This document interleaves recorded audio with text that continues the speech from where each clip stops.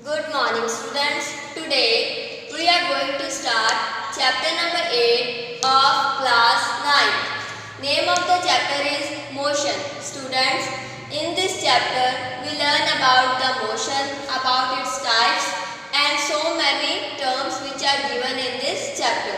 So let's start. First topic is motion. Hanji students, motion ki hunda? What is motion? When a body changes its position with respect to time is called motion. Motion की हुंदा जदों कोई भी body कोई भी object time के according time के नाल नाल अपनी पोजीशन में चेंज कर दिया उन्होंने आपां की कहने मोशन मीन्स चाल गति. Types of motion. हाँ जी students, types of motion 4 types of motion ने. First is straight line motion. Straight line motion केड़ा मोशन हुंदा students? The motion in which an object और a body moves in a straight line. मतलब वो object जेड़ा straight line के उपर चलता हुंदा मीनस पूरा स्ट्रेट पाथ ते जा रहा हुंदा उन्होंने आपां की कहने हैं स्ट्रेट लाइन मोशन कहने हैं. For example motion of car on a straight road. एक सीधे रोड के उपर जो कार जा रही हो तो केड़ा मोशन हुंदा? स्ट्रेट लाइन मोशन हुंदा. Second is oscillatory motion. Oscillatory motion हुंदा students the motion in which a body moves to and fro. वो मोशन जिहदे विच body to and fro means अगे पिछे मूव कर दिया एस टाइप नाल. For example motion of pendulum. तुसी क्लॉक देखे ने पेंडुलम हुंदा वा वो पेंडुलम इदा इदा मूव करता हुंदा टू एंड फ्रो अगे एंड पिछे तो उस मोशन आपां की कहांगे? Oscillatory motion. या फिर स्विंग देखा झूला देखा ओदा मोशन भी इदा अगे एंड पिछे हुंदा है उन्होंने भी आपां की कहने oscillatory motion.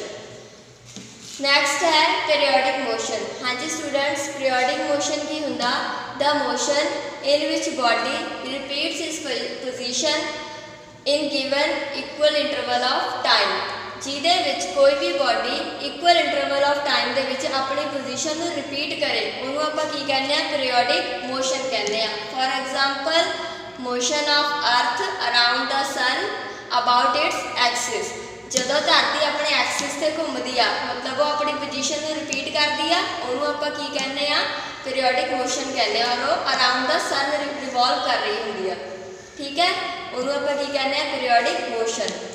Fourth is circular motion. Circular motion की हुंदा in which an object moves in a circular path. जिहदे विच कोई भी ऑब्जेक्ट सर्कुलर पाथ दे विच मोशन करे मूव करे उन्होंने आपां कहने हैं circular motion. For example motion of electrons around the nucleus.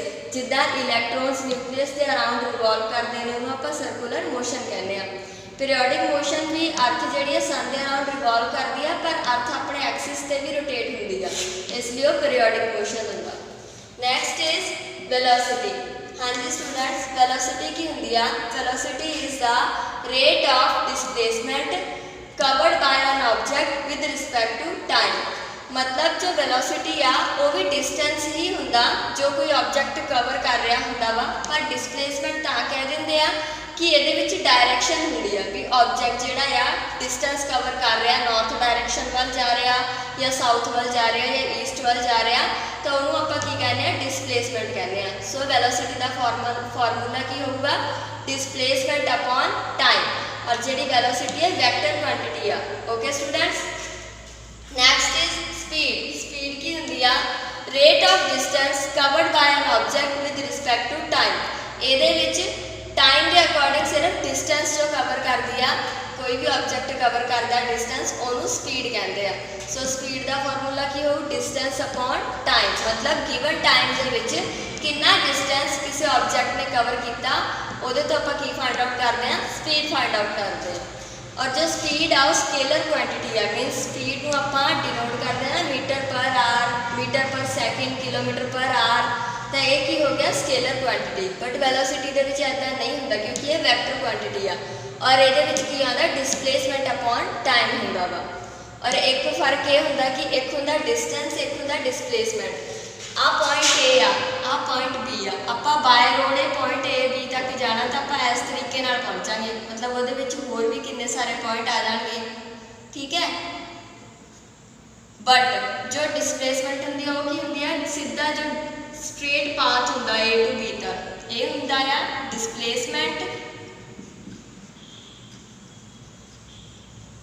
और जो आप घूम घुमा के पूरा बाय रोड रूट के थ्रू गए हैं उन्होंने आप कहने डिस्टेंस। ठीक है, डिफरेंस होंगे डिस्टेंस और डिसप्लेसमेंट के। Next is acceleration. एक्सेलरेशन की होंगे students rate of change in velocity of moving object. कोई भी मूविंग ऑब्जेक्ट की वेलोसिटी के जो चेंज आता स्पीड के जो चेंज आता उन्होंने आप कहने एक्सेलरेशन कहने। एक्सेलरेशन किमें फाइंड आउट करते हैं मीनस कोई भी मूविंग ऑब्जेक्ट वो दो पॉइंट होंगे, एक होंगे फाइनल एक होंगे इनिशियल, मीनस एक इनिशियल एक फाइनल, दोनों के डिफरेंस होंगे है। तो जो होंगी है final velocity minus initial velocity upon time उन्होंने आप कहने एक्सेलरेशन कहने। एक्सेलरेशन इस तरीके आप फाइंड आउट करते हैं, मतलब वेलोसिटी के चेंज पहला कितनी वेलोसिटी सी ऑब्जेक्ट की बाद में कितनी होगी, तो अलग अलग होने करके ही एक इनिशियल हो जाती है दूसरी फाइनल। ये दो टाइप्स ने uniform acceleration and non uniform acceleration. Uniform acceleration के बच्चे कोई भी ऑब्जेक्ट की जो वेलोसिटी आ वो इक्वल इंटरवल ऑफ टाइम के जो भी वेलोसिटी चेंज आता इक्वल ही आता।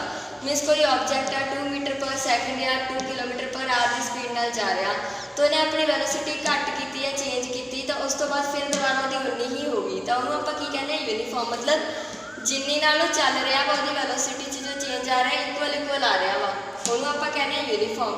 नॉन यूनीफॉर्म एक्सेलरेशन के आता वा हम कोई क्राउडिड एरिया आ वो आप कार मूव करनी है तो कदे कार हौली हो जाऊ जिथे क्राउड घट हो, जिथे क्राउड ज़्यादा हो जाऊ भीड़ ज़्यादा हो उत्थे कार की जो स्पीड आ वो स्लो करनी पऊ।